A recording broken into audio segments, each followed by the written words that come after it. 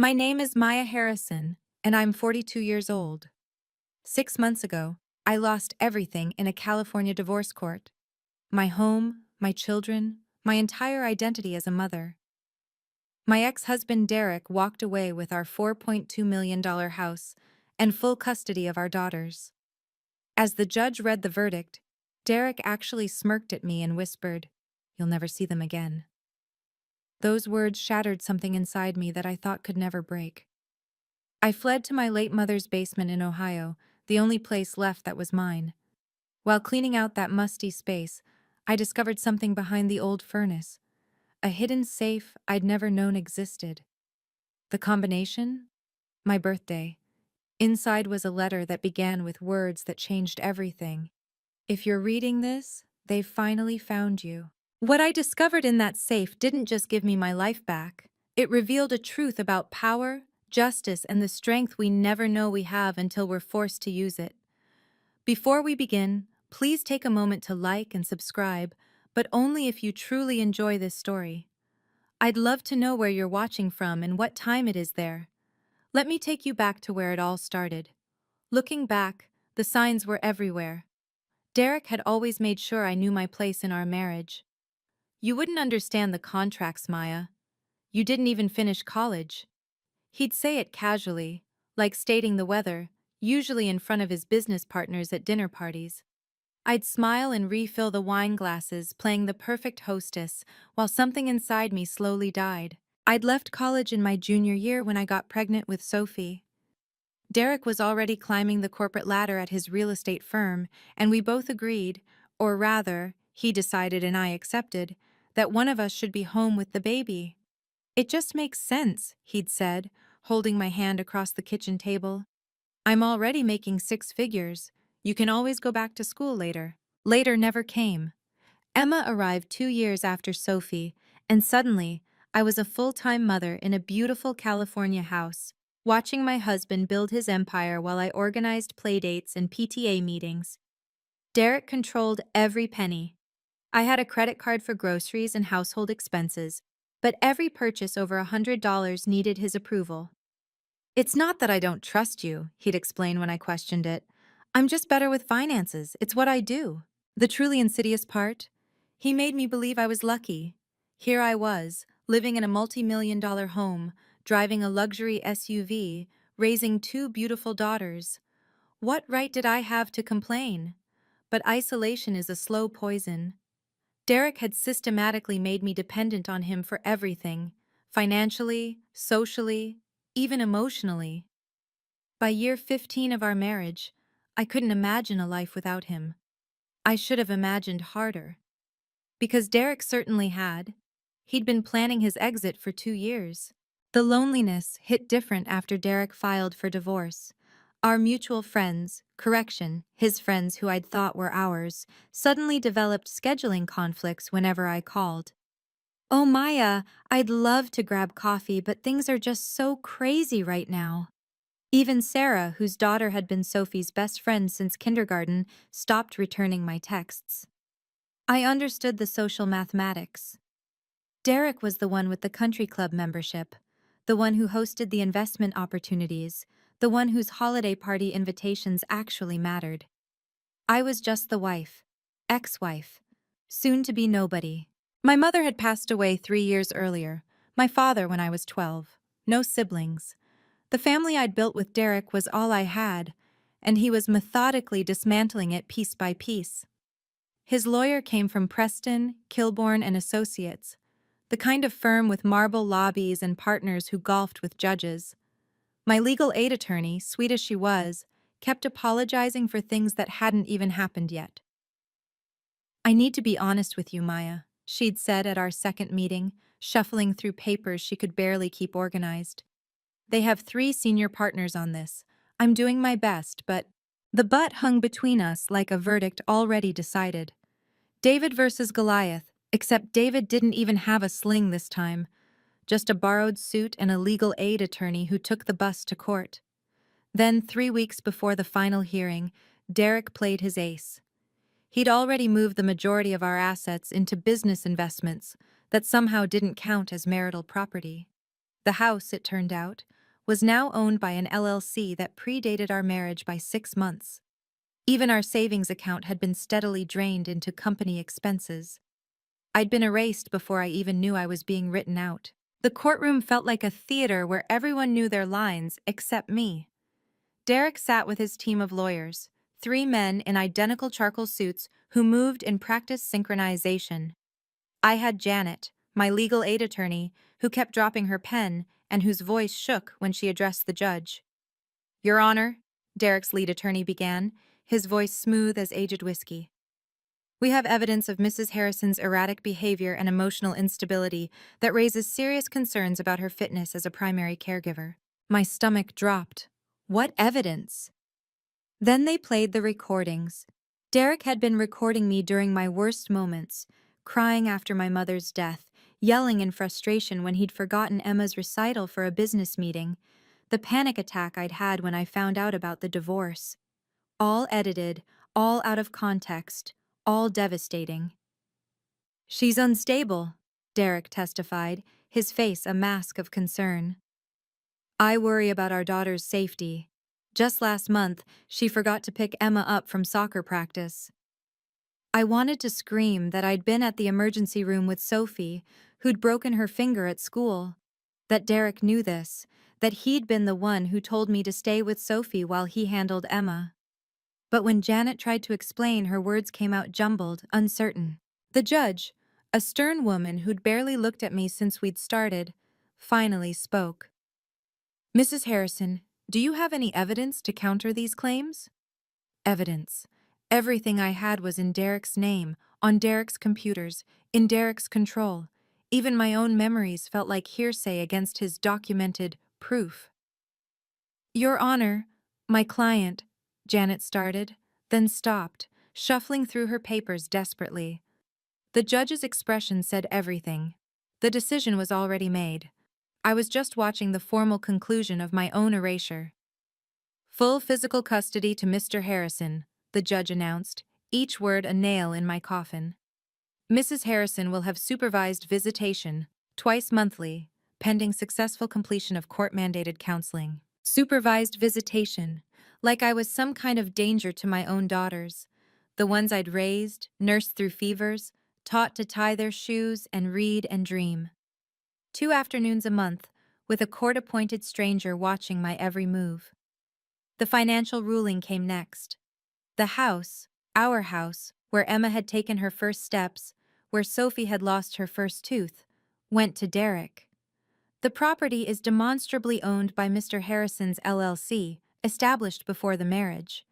The investments, the savings, even the car, all Derek's. I was granted temporary spousal support of $1,500 a month for 6 months. In California, that wouldn't even cover a studio apartment. Additionally, the judge continued, her voice devoid of emotion, given Mrs. Harrison's current unemployment and lack of stable housing, the court finds it in the children's best interest to limit contact until she can demonstrate financial stability. Financial stability, with no money, no job history for 15 years, and no degree. It was a catch-22 designed to keep me away from Sophie and Emma indefinitely. Derek knew it, his lawyer knew it, hell, even Janet knew it, judging by the way she couldn't meet my eyes. You'll never see them again. Derek's whisper from earlier echoed in my mind. This wasn't just divorce. It was complete annihilation. He'd taken my children, my home, my future, and somehow made it all look like he was the responsible one protecting our daughters from their unstable mother. I had nothing left to lose because I had nothing left at all. Except, as I would soon discover, that wasn't entirely true. The supervised visitation center smelled like industrial disinfectant and broken dreams. Sophie, my 14-year-old, sat across from me at a plastic table while a social worker pretended to read a magazine in the corner. Emma, 12, wouldn't even look at me. Dad says you never really wanted us, Emma finally spoke, her voice small and confused. He says you were planning to leave anyway. My heart shattered. Emma, sweetheart, that's not— Then why didn't you fight harder? Sophie interrupted, tears streaming down her face. Dad showed us the court documents. You didn't even contest most of it. How could I explain that I had nothing to fight with? That their father had systematically destroyed every weapon I might have used? They were too young to understand the kind of calculated cruelty Derek had deployed. I love you both more than anything, I managed, reaching for their hands. Sophie pulled away. Dad's girlfriend Madison is nice, Emma said quietly. She's helping redecorate our rooms. Madison, 28 years old, Derek's assistant until 6 months ago. Now sleeping in my bed, redecorating my daughter's rooms, erasing every trace of me from their lives. The social worker looked at her watch. 5 more minutes. 5 more minutes of watching my daughters slip away from me. Derek had done something worse than taking them. He'd turned them against me.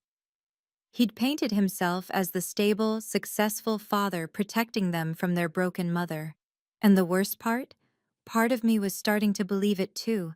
When the visit ended, Sophie hugged me briefly, stiffly. Emma just waved. As I watched them walk back to Derek's Mercedes, where Madison waited in the passenger seat, my seat, I realized this was exactly what he'd planned. Complete victory, witnessed by the state of California. I drove back to Ohio that night. Mom's basement in Worthington, Ohio, was a time capsule of my childhood. Boxes labeled Maya's school things and Christmas decorations 1987 lined the walls, covered in 20 years of dust. The irony wasn't lost on me. I'd gone from a $4.2 million California estate to a moldy basement in the Midwest, right back where I'd started. For 3 days, I didn't move from the pull-out couch. The basement smelled of mildew and forgotten dreams, and somehow that felt appropriate. I'd failed at everything: marriage, motherhood, even basic survival in the adult world. Derek was right. I was nothing without him. By day 4, the smell got to me. If I was going to live here, I could at least clean. Mom would have hated seeing her basement like this, even if she'd barely used it the last decade of her life. So I started moving boxes, sweeping corners that hadn't seen light in years. That's when I found it, behind the old furnace, hidden by a piece of loose paneling that fell away when I moved a stack of Christmas decorations. A safe, built into the wall. Not some cheap hardware store model, but a serious piece of equipment with a digital lock. My hands shook as I stared at the keypad. Who puts a safe behind a furnace? Mom had lived simply, a retired schoolteacher with a modest pension. She'd never mentioned anything about. The keypad waited. 4 digits. I tried her birthday. Nothing. Dad's birthday. Nothing. Their anniversary. Still nothing. Then, almost as an afterthought, I entered my birthday. 02315. The lock clicked open. Inside were 3 things: a thick manila envelope, a leather journal, and a single white envelope with my name written in Mom's careful script. My hands trembled as I reached for the letter. The first line stopped my heart. If you're reading this, they've finally found you. I need to pause here for just a moment. If you've ever felt like everything was taken from you, like you were powerless against someone who held all the cards, I want you to know you're not alone. Sometimes our greatest strength comes from the most unexpected places. Drop a comment sharing where you find your strength. I read every single one. And if this story is resonating with you, please hit that like button. It really helps other people who might need to hear this message find it too. Now let me tell you what was in that letter. Mom's handwriting was steady, deliberate, nothing like the shaky script from her final years. The letter was dated 5 years ago, 2 years before her death. My darling Maya, if you're reading this, they've finally found you. Or rather, you finally found yourself in a position where you need what I've left behind. I pray I'm wrong, but mothers know things. Derek isn't who you think he is, and you're not who you think you are either. My hands shook. How did she know? I've watched him isolate you, diminish you, make you small. I've wanted to intervene so many times, but I knew you'd defend him. Love makes us blind, sweetheart. So instead, I prepared for the day when you'd need help and be ready to accept it. The next paragraph made me sit down hard on the basement floor. I wasn't just a schoolteacher, Maya. For 30 years, I taught high school by day and built something else entirely by night. Every extra dollar, every summer tutoring session, every weekend job, it all went into real estate. Not in my name, of course. That would have been too obvious. Through LLCs, trusts, holding companies, the kind of structures that protect assets from anyone who might want to take them. I pulled out the manila envelope with trembling fingers. Property deeds, bank statements, investment portfolios, all in the name of various companies, but with one common thread. I was listed as the sole beneficiary. The portfolio is worth approximately $50 million as of this writing. The lawyers at Morrison, Chen and Associates have been managing it. Linda Morrison is expecting your call. She's been paid in advance for the next 20 years. 50 million. My mother, who'd clipped coupons and driven a 15-year-old Honda, had built an empire in silence. The letter continued. Power isn't loud, sweetheart. Real power whispers. The leather journal contained everything, every property, every investment, every carefully orchestrated move my mother had made over 3 decades. But it was the sections about Derek that made my blood run cold. June 2019. Derek transferred $500K from joint account to offshore LLC. Maya unaware. September 2020. Derek's company received investment from Maya's inherited funds from her father's life insurance. Documents forged. Proof attached. March 2021. Private investigator confirms Derek's affair with assistant. Financial planning for divorce began 18 months before filing. My mother had been watching, documenting, building a case I never knew I'd need. Page after page of evidence, receipts, photographs of documents. She'd known what Derek was before I'd even suspected. But the most shocking revelation came near the end of the journal. Derek Harrison built his real estate empire with Maya's money. The initial $2 million in seed capital came from accounts I'd established in Maya's name when she was born, accounts Derek accessed through forged signatures after their marriage. Every property in his portfolio exists because of theft. The forensic accountants at Morrison and Chen can prove all of it. I sat on that cold basement floor, surrounded by papers that rewrote my entire life story. I wasn't the helpless, discarded wife. I was the victim of calculated financial fraud, and more importantly, I was now armed with everything I needed to prove it. The final entry in the journal was dated just a month before Mom's death. Maya will doubt herself. She'll think she doesn't deserve this, that she didn't earn it. But inheritance isn't just about money. It's about carrying forward the strength of those who came before. The money is just a tool.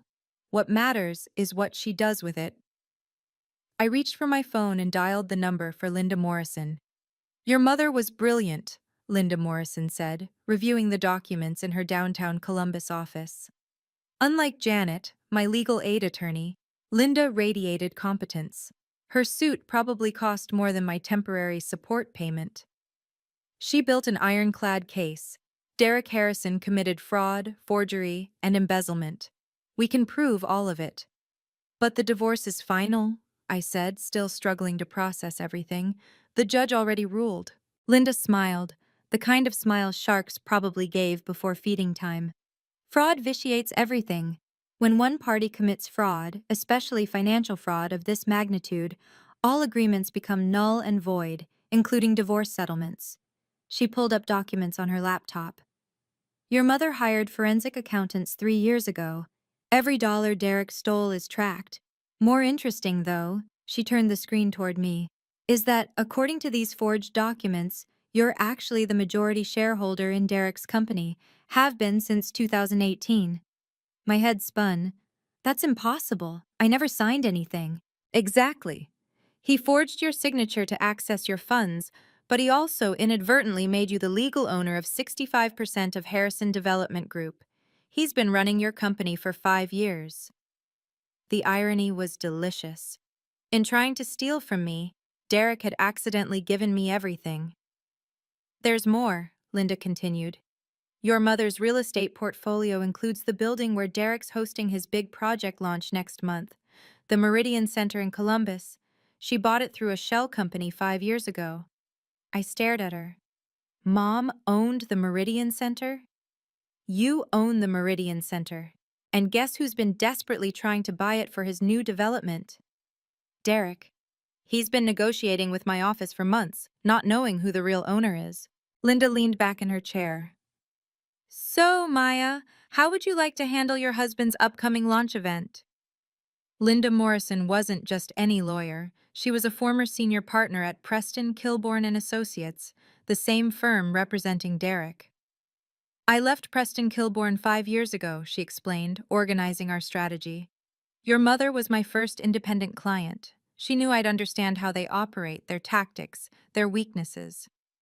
Over the next 2 weeks, Linda assembled a team that made Derek's lawyers look like law school students, forensic accountants, corporate lawyers, fraud specialists, all paid for in advance by my mother's estate, all working quietly, gathering ammunition. Timing is everything in law, Linda said during one late-night session.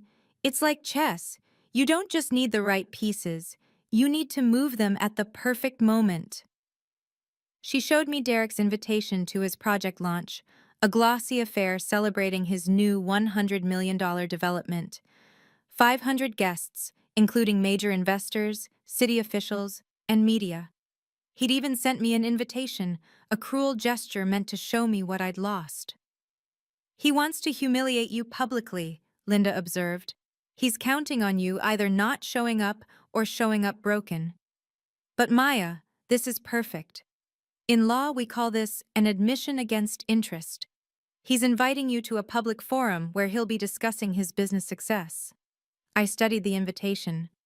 You want me to confront him there? No, I want you to attend as the majority shareholder of Harrison Development Group. The difference is crucial. You're not the angry ex-wife seeking revenge. You're the legitimate owner conducting business. Linda pulled out another document. There's a clause in the company bylaws, which Derek wrote himself, that allows the majority shareholder to call for immediate leadership review at any official company event. The pieces were falling into place. Derek had built the very weapons that would destroy him. All we needed was the right moment to deploy them. The prenuptial agreement Derek had insisted on became our smoking gun. I'd signed it tearfully 15 years ago, thinking it meant he didn't trust me. Now reading it with Linda, I saw it differently. Article 12, Section 3, Linda highlighted the text.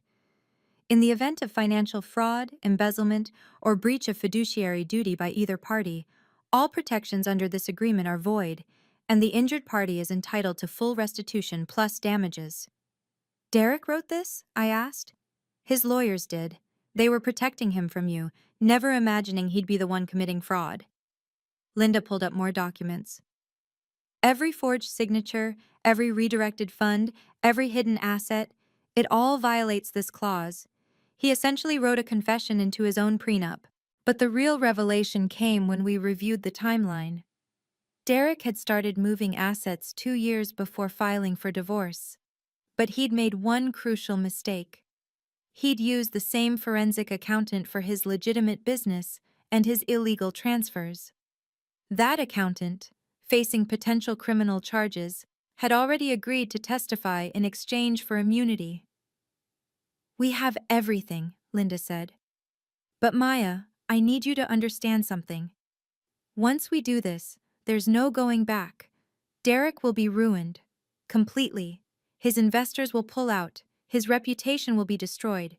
He might even face criminal charges.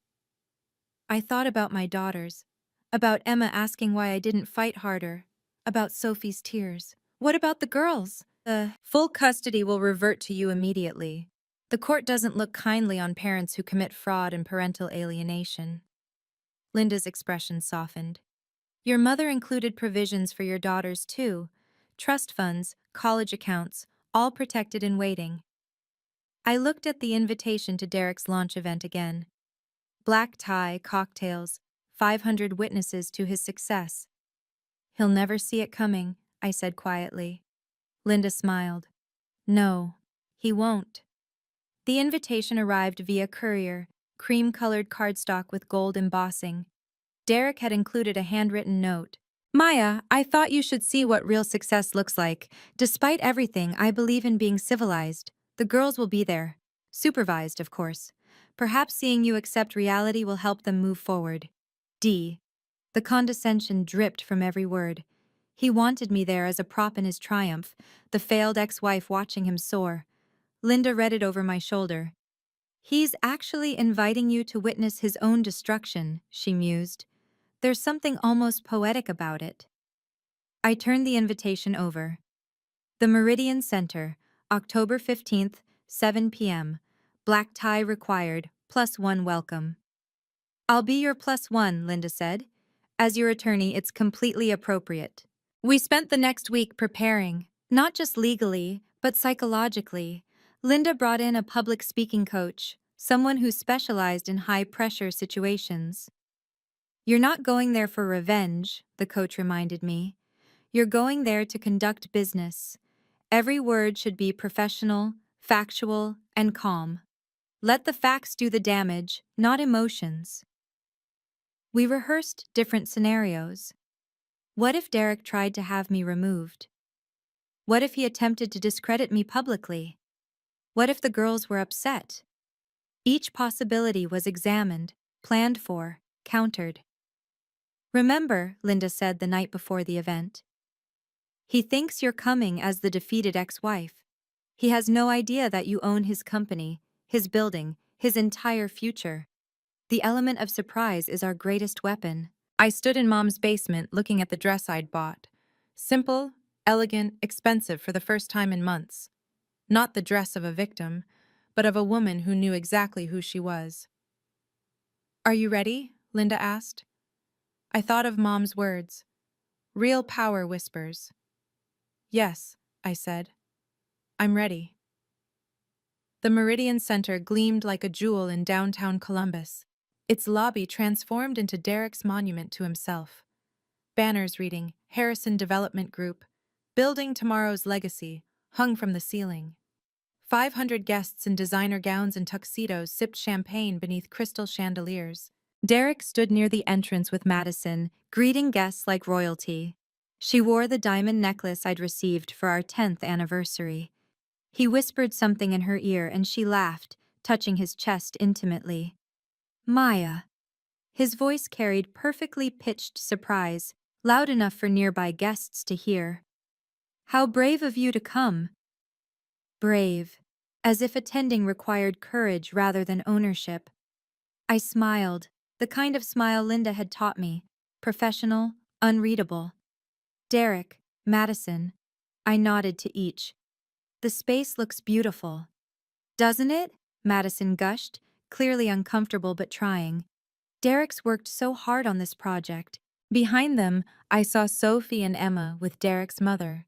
Sophie noticed me first, her eyes widening. Emma turned away. My heart clenched, but I kept my expression neutral. Ladies, Derek addressed a group of nearby investors' wives, his voice carrying. This is Maya, my ex-wife. She's finding her way after our divorce. The women looked at me with that mixture of pity and relief. Pity for my situation, relief it wasn't them. One touched my arm sympathetically. Starting over must be so hard. Actually, I said calmly, I've discovered some incredible opportunities recently. Derek's laugh was sharp. Maya's always been optimistic, though perhaps unrealistically so. More guests gathered, drawn by the subtle drama. Derek was in his element, the successful businessman showing magnanimity to his failed ex-wife. He didn't notice Linda approaching from behind, documents in hand. Mr. Harrison? Linda's voice cut through the chatter. We need to discuss some urgent business. Derek turned, irritated. This is a private event. Yes, I said quietly. My private event. Derek's presentation began at 8 sharp. He stood at the podium, confident and commanding, while slides showcased his newest development, a $100 million mixed-use complex that would transform the Columbus skyline. "Ladies and gentlemen," he began, his voice resonating through the room. "5 years ago, I started Harrison Development with nothing but vision and determination. Nothing. I sat at table 12, Linda beside me, listening to him erase my existence from his success story. The inherited money he'd stolen, the forged signatures, the fraud, all transformed into his personal bootstrap narrative. Some people," he continued, glancing at my table, "lack the education and sophistication to understand high-level business. They're content with mediocrity. But not me, not Harrison Development." The audience murmured appreciatively. Several people glanced at me with barely concealed pity. Derek was warming up, feeding off their attention. "My ex-wife Maya is here tonight," he announced, gesture magnanimous. "Despite our differences, I believe in being civilized. She's struggling, of course. No degree, no work experience, no understanding of the business world. But we must show compassion to those less fortunate." Sophie looked mortified. Emma stared at her plate. The room held that uncomfortable silence that follows public cruelty disguised as kindness. "Perhaps," Derek continued, smile widening, "Maya would like to say a few words about new beginnings, fresh starts after failure." The spotlight found me. 500 faces turned to watch. Derek stood at the podium, king of his domain, offering the microphone like a weapon for my own humiliation. This was it. The moment he'd orchestrated to destroy the last of my dignity, to show our daughters that their mother was nothing, to prove to everyone that he'd been right to discard me. I stood slowly, smoothing my dress. "Thank you, Derek," I said clearly. "I'd love to address the room." Linda stood with me, briefcase in hand. I walked to the podium with measured steps, aware of every eye tracking my movement.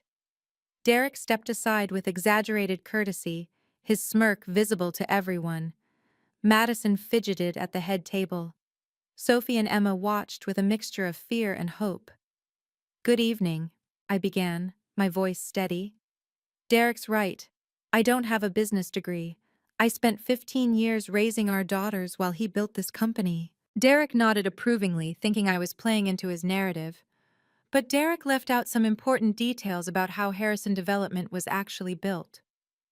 I paused, meeting his eyes. "Linda." Linda stepped forward, pulling documents from her briefcase. "Ladies and gentlemen, I'm Linda Morrison, senior partner at Morrison, Chen & Associates. I represent Ms. Maya Harrison, the majority shareholder of Harrison Development Group." The room went silent. Derek's face shifted from smug to confused. "That's impossible," he said into his microphone. "This is ridiculous." 65% ownership, Linda continued, projecting the documents onto the screen behind us, established through initial capital investment of $2 million, transferred from Ms. Harrison's trust accounts in 2018. The slides Derek had prepared were replaced by bank statements, forged signatures, forensic accounting reports. Each piece of evidence appeared with damning clarity on the 40-foot screen. "What the hell is this?" Derek moved toward us, but hotel security, notified by Linda in advance, stepped forward. "This," I said calmly, "is transparency. Something you taught me the importance of, Derek. Every dollar you used to start this company came from accounts my mother established for me, accounts you accessed through forged signatures." Gasps rippled through the crowd. Robert Sterling, Derek's biggest investor, stood up abruptly. Other investors reached for their phones. The media present began recording. "You can't prove," Derek started. "We can," Linda interrupted. "We have." This is where everything changed. Not just for me, but for my daughters watching their mother finally stand up. If you've ever had to reclaim your power in a public space, you know how terrifying and necessary it can be. I see your comments about finding strength in impossible situations, and they mean everything. Please keep sharing your stories. And if you know someone who needs to hear that power can come from unexpected places, share this video with them. Now let me tell you what happened when the truth finally came out. Thank you, Derek, I continued, my voice carrying clearly through the microphone. You taught me the importance of documentation, of keeping records, of building a paper trail. Linda clicked through more slides. Each one landed like a precision strike. Dated transfers, forged signatures highlighted by forensic experts, a clear timeline of fraud stretching back 5 years. Mr. Sterling, I addressed Derek's primary investor directly. You should know that the property assessments Derek provided for your investment were inflated by 40%. The actual valuations are shown here. Sterling's face went from confused to furious in seconds. Other investors started standing, phones out, calling their lawyers. This is defamation, Derek shouted, but his voice cracked. You can't just... Actually, Linda interjected, as majority shareholder, Ms. Harrison can call for an immediate leadership review. It's in the company bylaws. Section 47, which you wrote yourself, Mr. Harrison. I watched Derek's world collapse in real time. The confident businessman was replaced by someone I'd never seen before. Desperate, cornered, small. Furthermore, I continued, this building, the Meridian Center, is owned by my mother's estate. Which means, Derek, you've been negotiating with me for months without knowing it. Madison had disappeared from the head table. Sophie and Emma stared at me with something new in their eyes. Respect, maybe even awe. The forensic accountants from Brennan and Associates are here tonight, Linda announced. They've prepared individual packets for each investor showing exactly how their funds were misappropriated. Men in suits began distributing folders to stunned investors. The elegant launch had transformed into Derek's public execution, and he'd sent the invitations himself. You vindictive... Derek started toward me again. Sir, security intervened firmly. Please remain calm. I looked at my ex-husband, this man who'd tried to erase me, and felt nothing, no anger, no satisfaction, just clarity. I'm not vindictive, Derek. I'm accurate. The screen behind me displayed the final slide, a court order, filed that morning, freezing all of Harrison Development Group's assets pending investigation. This morning at 9 a.m., Linda announced, the Franklin County Court issued an emergency injunction based on evidence of systematic fraud, embezzlement, and forgery. Mr. Harrison's personal assets are also frozen, pending criminal investigation. Derek's legs seemed to give out. He gripped the podium, his face gray. You can't do this. The girls, think about our daughters. I am thinking about them, I said firmly. I'm showing them that actions have consequences, that stealing is wrong, that lying to children about their mother is wrong. Sophie stood up suddenly. Is it true, Dad? Did you steal Mom's money?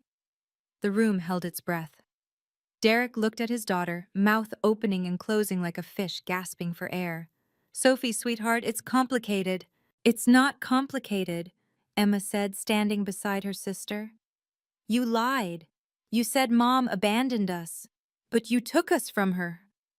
Robert Sterling approached the podium, his face thunderous. Harrison, I want every cent of my investment returned. Tonight. I can't. The assets are frozen. More investors surrounded Derek, voices rising. His lawyers backed away, already calculating their own liability. The pyramid he'd built on my stolen foundation was collapsing spectacularly. Linda leaned into the microphone. Any investors seeking restitution should contact Morrison, Chen and Associates. As the legitimate majority owner, Ms. Harrison is committed to transparency and legal resolution of all claims. I looked at Derek one last time. The man who'd smirked at me in court, who'd promised I'd never see my daughters again, who'd tried to erase my existence. He looked small, pathetic, exactly what he'd always been beneath the success he'd stolen. The authorities are waiting outside, Linda informed him quietly. I suggest you cooperate.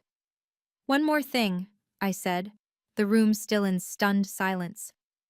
Mom? On the screen appeared a photo of my mother, the quiet schoolteacher who'd built an empire in shadows. Below it, her final letter to me, one paragraph highlighted. My darling Maya, never let anyone make you small.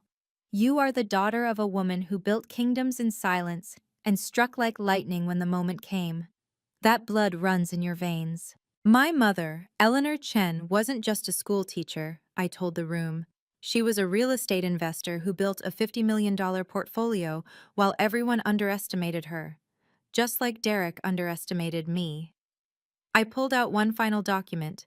Effective immediately, I'm exercising my rights as majority shareholder to remove Derek Harrison as CEO of Harrison Development Group. You need a board vote, Derek protested desperately. No, Linda corrected. According to the emergency provisions you wrote, the majority shareholder can act unilaterally in cases of criminal misconduct. You really should have read your own bylaws more carefully. Sophie and Emma had moved closer to the stage, tears streaming down their faces. Not tears of sadness, but of recognition. Their mother wasn't the failure their father had painted. She was standing in designer heels and a powerful dress, calmly dismantling the man who'd tried to destroy her. Mr. Harrison, security approached. The authorities are requesting your presence outside. As they escorted Derek toward the exit, he turned back one last time. Maya, please. My lawyer will be in touch, I said simply. The ballroom erupted, investors shouting, media filming, chaos everywhere. But in the center of it all, my daughters pushed through the crowd and ran to me. Mom, Sophie sobbed into my shoulder. We're so sorry. We should have known. Shh, I held them both. You're here now. That's all that matters. The boardroom at Harrison Development felt different with sunlight streaming through the windows. 2 weeks had passed since the launch event, and I sat at the head of the table where Derek once ruled. The transition plan is straightforward, I addressed the remaining board members. Jennifer Walsh has agreed to serve as interim CEO. She has 20 years of experience and, more importantly, a spotless reputation. Jennifer nodded from her seat. She'd been Derek's COO, constantly overlooked despite being the actual brains behind most successful projects. What about existing projects? A board member asked. We honor all legitimate contracts, I said firmly. This company will be rebuilt on integrity. Every investor will be made whole, even if it takes years. Linda distributed the restructuring documents. Ms. Harrison is also establishing an oversight committee to ensure complete transparency going forward. And your role? Jennifer asked. I'll remain majority shareholder and board chair, but I have no interest in day-to-day operations. I smiled. I'm going back to school to finish my degree, business administration, with a focus on corporate ethics. The irony wasn't lost on anyone. The woman Derek claimed couldn't understand business was now restructuring his company while pursuing the education he'd denied her. There's also the matter of the Harrison name, Linda added. Maya has the right to force a rebrand. I'd thought about this. Part of me wanted to erase Derek's name entirely, but my daughters carried that name too. We'll keep it, I decided. But it will mean something different now. Harrison Development will be known for ethical practices and supporting women-owned businesses. We're establishing a foundation for women recovering from financial abuse. The board voted unanimously. Of course they did. I owned 65% of the company, but their enthusiasm seemed genuine. Derek's reign of fear was over. The coffee shop in Worthington was quiet on a Tuesday afternoon. Sophie and Emma sat across from me, hot chocolates growing cold as we talked, really talked, for the first time in months. Dad's lawyer says he might go to prison, Emma said quietly. He might, I acknowledged. What he did was criminal. But you're not happy about it, Sophie observed, studying my face.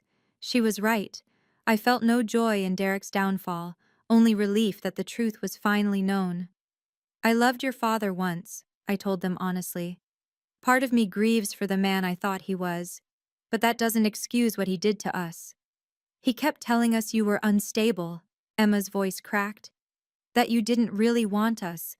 But Mom, we knew something was wrong. The way he talked about you, it was so cruel. Sophie reached for my hand. We wrote you letters, dozens of them, but Dad said you wouldn't want to read them. My heart broke and mended simultaneously. I would have treasured every word. Can we come home? Emma asked, tears falling. Not to California, I know that's gone. But wherever you are? You never have to ask that, I pulled them close. You're my daughters. My home is wherever you are. We sat there for an hour, rebuilding bridges Derek had tried to burn. They told me about the therapy they'd started, about the guilt they carried for believing his lies. I told them about Grandma's secret strength, about the inheritance waiting for them, about the future we'd build together. Mom, Sophie asked eventually, what Dad did was wrong, but are you going to be okay? Really okay? I thought about everything I'd lost and found. Yes, I said truthfully. We all are. The mediation room was sterile, fluorescent lights humming overhead. Derek sat across from me, orange jumpsuit replacing his designer suits. His lawyer had requested this meeting to discuss custody arrangements before his sentencing.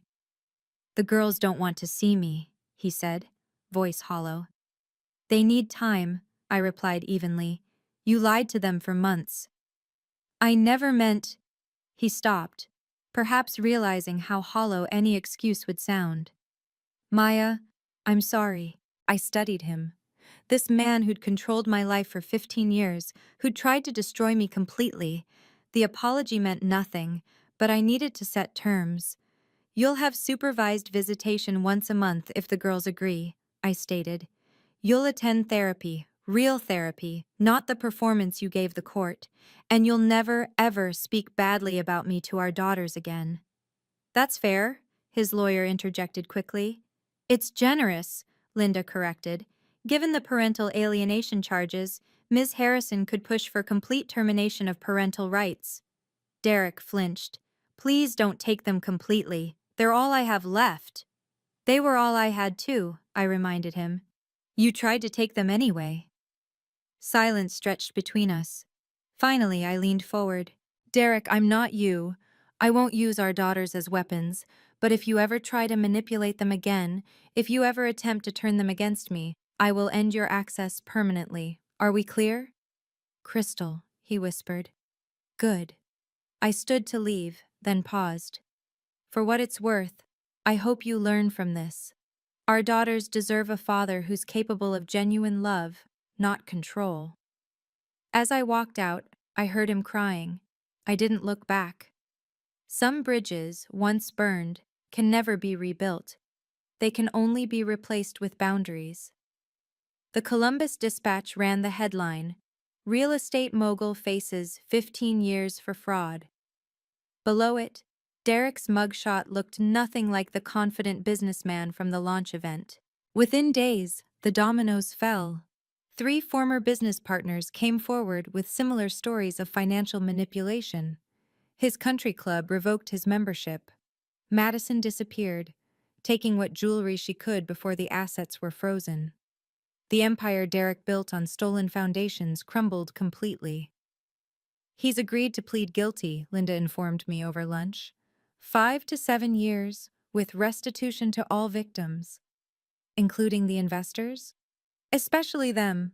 The forensic accountants found more hidden accounts. There's enough to make everyone whole, barely. I thought about justice, how it sometimes comes in unexpected forms. Derek would serve time, but more importantly, his reputation, the thing he valued most, was destroyed. In the business community he'd worked so hard to impress, his name had become synonymous with fraud. There's something else, Linda added.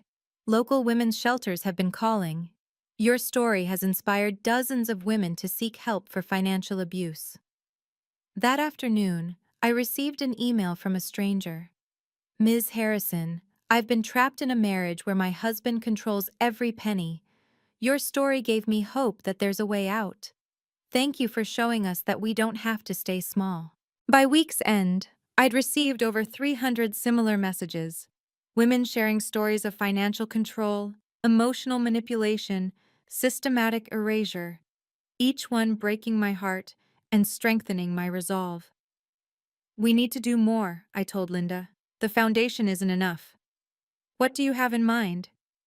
Free legal clinics, financial literacy programs, safe houses for women escaping financial abuse. I pulled out Mom's journal. My mother built her empire to protect me. Now it's my turn to protect others. The story went viral within a month. Woman discovers 50 lumber's inheritance, exposes ex-husband's fraud at his own event, spread across social media like wildfire. News outlets called it the ultimate divorce revenge, though revenge had never been my goal. I did exactly one interview with a respected financial journalist who focused on the economic abuse aspect rather than the drama. Women need to know the warning signs, I told her. When someone isolates you financially, controls your spending, makes you dependent, that's abuse. It's just harder to see the bruises. The response was overwhelming. My inbox flooded with stories, requests for help, and thank you messages from women who'd found courage in my experience. Sophie and Emma helped me read them, their own understanding deepening with each story. Mom, this is bigger than just Dad, Sophie said one evening. This happens everywhere. She was right. The Eleanor Chen Foundation for Financial Freedom launched 6 weeks after the launch event. Jennifer Walsh, now CEO of Harrison Development, pledged the company's full support. Even Robert Sterling, after recovering his investment, contributed significantly. Your mother would be proud, he told me at the foundation's opening. She saw all of this coming, didn't she? I thought about Mom's letter, her careful planning, her patient accumulation of power. She knew that sometimes you have to build your strength in silence, but she also knew when silence had to end. The Foundation's first financial literacy workshop filled within hours. Women from every economic background came to learn about hidden assets, financial rights, and recognizing economic abuse. Emma designed the Foundation's logo, a phoenix rising from a maze, representing both rebirth and finding your way out of confusion. We're helping people, Mom, she said proudly. Really helping them. We were. And it was just the beginning. 1 year later, I walked across the stage at Ohio State University to receive my bachelor's degree. At 43, I was hardly the traditional graduate, but Sophie and Emma cheered louder than anyone when they called my name. Maya Harrison, Bachelor of Business Administration, summa cum laude. The dean shook my hand warmly. She knew my story. Everyone did by then, but what mattered was that I'd earned this on my own merit. Every test, every paper, every late night studying while rebuilding our lives. Harrison Development had transformed under Jennifer's leadership. The company now led the industry in ethical practices and had launched an initiative to fund women-owned construction businesses. The name that once represented Derek's ego now stood for integrity and inclusion. I'd moved us into a modest but beautiful home in Columbus. Not a mansion like California, but something better. A place chosen by me, paid for with clean money, filled with truth instead of pretense. I got into Northwestern, Sophie announced at dinner that night, acceptance letter in hand. Pre-law with a focus on financial crimes. And I'm starting a podcast, Emma added, about women overcoming financial abuse. Mom, would you be my first guest? Looking at my daughters, confident, purposeful, unashamed, I saw my mother's legacy fully realized. Not just the money she'd left, but the strength she'd modeled, the power to build kingdoms in silence and strike when necessary. Derek had written me recently from prison. A real apology this time, facilitated by his therapy program. I didn't respond, but I didn't burn it either. Some transformations deserve witnessing, even from a distance. Yes, I told Emma. I'd be honored. That night, I found one last letter from Mom, hidden in her journal's back cover. Just one line. Power isn't about what you can take.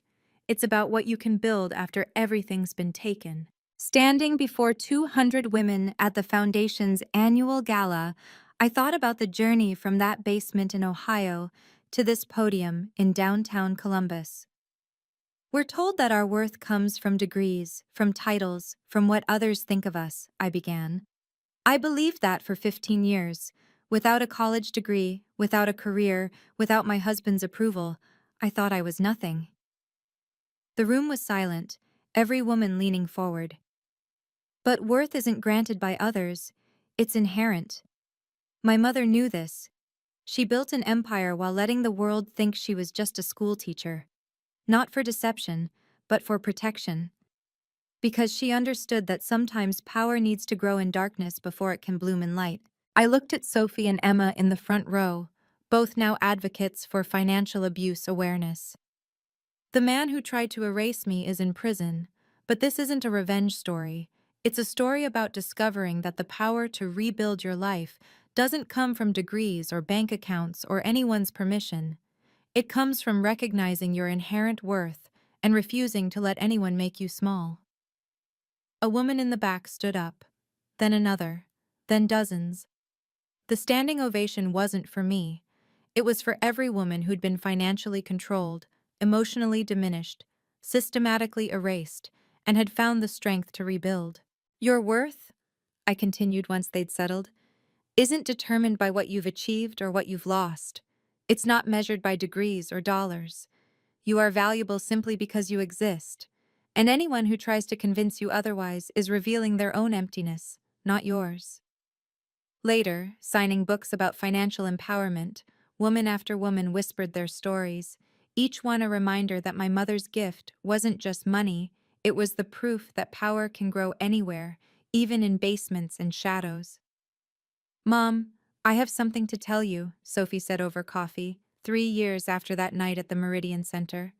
She was in her second year at Northwestern Law, Emma finishing high school with plans for journalism school. I'm writing a book, she continued, about you, about Grandma, about how women build power in silence and use it when the moment comes.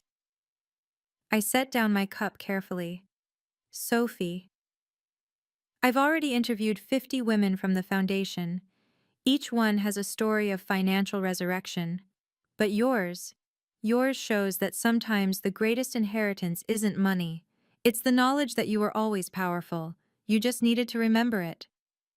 Emma pulled out her laptop. We're doing it together. Sophie's writing. I'm producing the documentary. We want to call it The Inheritance, a story of hidden power. My daughters, barely adults, had become warriors for women's financial freedom. They spoke at colleges about recognizing economic abuse. They volunteered at the foundation. They'd transformed their pain into purpose. Dad's getting out next year, Emma mentioned quietly. Early release for good behavior. We'd maintained careful contact through his incarceration. The girls visited monthly, slowly rebuilding some form of relationship.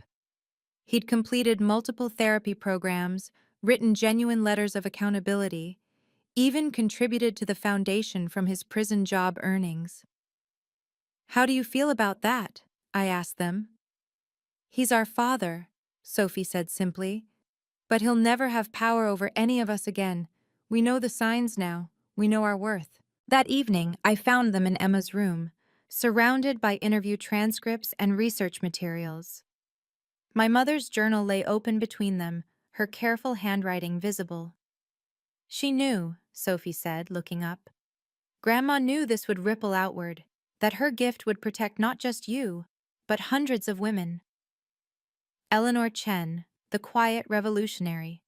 Her legacy lived on in every woman who learned to build power in shadows and strike like lightning.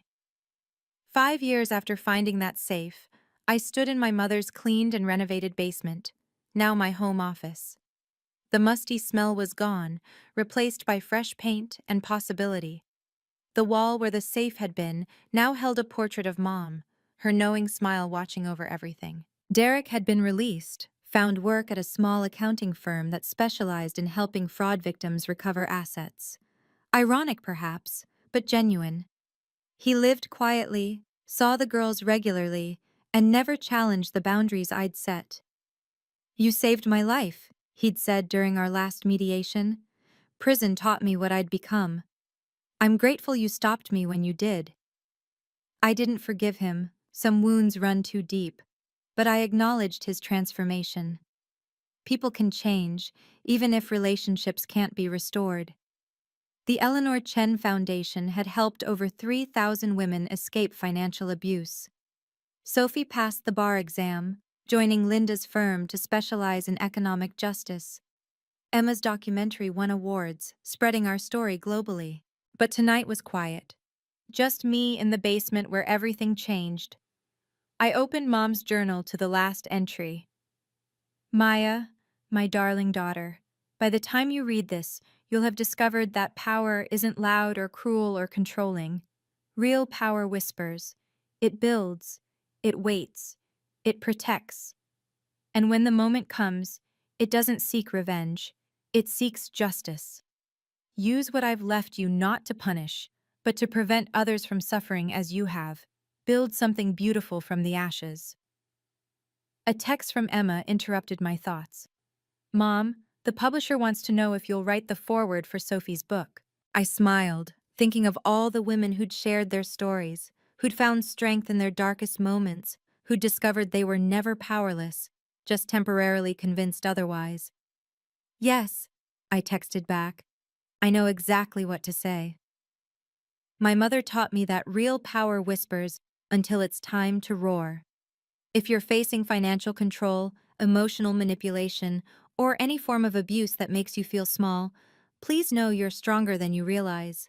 Your worth isn't determined by anyone else's opinion or actions. Comment, strength, if this story resonated with you. Share it with someone who needs to hear that they're not alone. And remember, sometimes the greatest inheritance isn't money, but the knowledge that you are always powerful. Subscribe for more stories of resilience and transformation. You matter. Your story matters. Never let anyone convince you otherwise.